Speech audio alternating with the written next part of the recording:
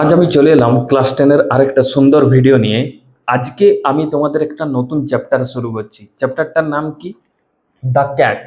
দেখবে তোমাদের লেসন 7-এ আছে দ্য ক্যাট। কার লেখা? Andrew Barton Paterson.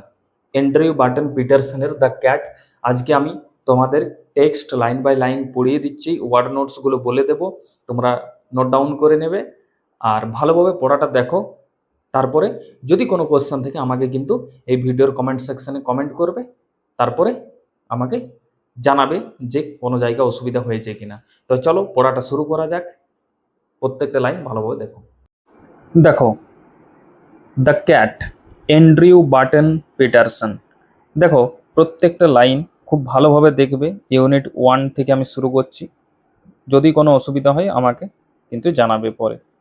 দেখো, ফার্স্ট লাইন কি আছে? মোস্ট পিপল থিঙ্ক দ্যাট, বেশিরভাগ মানুষ মনে করে যে the cat is an unintelligent animal, বিড়াল হচ্ছে যে নির্বোধ প্রাণী। বিড়াল হচ্ছে একটা নির্বোধ প্রাণী।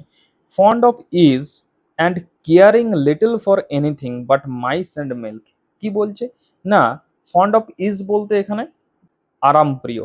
সে আরামপ্রিয় বা স্বাচ্ছন্দ্য পছন্দ করে। And caring little for anything but mice and milk, মানে সেই ইঁদুর এবং দুধের জন্য সে এতটাই কেয়ারিং যে অন্য কিছুর জন্যও কিন্তু অতটা কেয়ারিং নয় যতটা কেয়ারিং সে কিন্তু মাইস এবং মিল্কের জন্য, ইঁদুর এবং দুধের জন্য।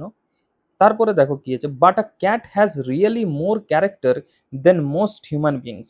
কিন্তু কিন্তু দেখো কি বলছে, কিন্তু a cat has really more character, একটা বিড়ালের খুব বেশি ক্যারেক্টার আছে, মানে অনেক বেশি চরিত্র আছে। কাদের থেকে? দেন মোস্ট হিউম্যান বিংস, বেশিরভাগ মানুষের ক্ষেত্রে একটা বিড়ালের কিন্তু বেশি চরিত্র আছে। And gets a great deal more satisfaction out of life, এবং কি করছে না, এবং সে তার জীবন থেকে অনেক বেশি কিন্তু তৃপ্তি পায় এইটার জন্য। তারপরে দেখো কি আছে, he or she is an athlete. সে, মানে পুরুষ বিড়ালেই হোক বা স্ত্রী বিড়ালেই হোক, সে একজন অ্যাথলেট। অ্যাথলেট মানে ক্রীড়াবিদ। অ্যান অ্যাক্রোবেট মানে সে ব্যায়াম কুশলী, সে ব্যায়াম করে।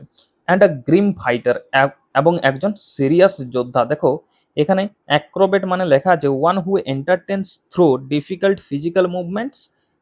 আর গ্রিম মানে সিরিয়াস, মানে সে একজন ব্যায়ামকুশলী এবং serious fighter. All day long the cat lopes about the house, মানে সারাদিন ধরে বিড়ালটি কি করে? সারাদিন ধরে বিড়ালটি বাড়িতে অলসভাবে ঘুরে বেড়ায়। About the house, takes things easy and allows himself to be pestered by the attentions of the people in the house. সে বাড়ির লোকেদের মনোযোগকে আকৃষ্ট করে নিজেকে বিরক্তিকর কারণ হিসাবে তুলে ধরে। বোঝা গেল? তারপরে কি আছে, to pass the time away he sometimes watches a mouse hole for an hour or two, just just to keep himself from dying of a boredom.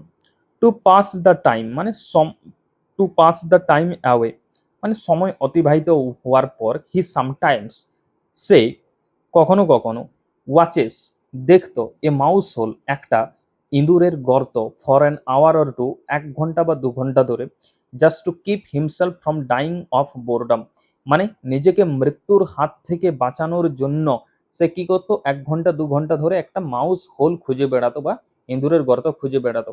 না খেতে পেলে তো সে মরে যাবে, তার জন্য সে কি করতো না, সে নিজের খাবারের জন্য একটা মাউস হোল খুঁজে বেড়াতো। পিপল গেট দিস আইডিয়া, মানে লোকেরা এই ধারণা পেত দ্যাট যে this sort of thing is all that holds life for a cat, মানে এই ধরনের জিনিসগুলো একটি বিড়াল সারা জীবন ধারণ করে থাকে। But watch him as the shades of evening fall, কিন্তু সন্ধ্যা পড়ার ছায়া হিসাবে তাকে দেখো একবার। বাট ওয়াচ হিম, কিন্তু তাকে দেখো, as the shades of evening fall, সন্ধ্যা পড়ার ছায়া হিসাবে তাকে একবার দেখো। You can see the cat as he really is, তাহলেই তুমি বুঝতে পারবে যে বিড়াল সত্যিকারের কি জিনিস। তো এত দূরেই থাক, প্রত্যেকটা লাইন আমি ভালোভাবে বুঝিয়ে দিলাম, মানেগুলোও বলে দিয়েছি। তারপরেও যদি কোনো অসুবিধা হয় আমাকে কিন্তু এই ভিডিওর কমেন্ট সেকশনে জানাও। এখানে দেখো 3টে ওয়ার্ড নোটস লেখা আছে, এখানের মধ্যে যদি কোনো ওয়ার্ড নোটস দরকার হয় আমাকে এই ভিডিওর কমেন্ট সেকশনে কমেন্ট করো।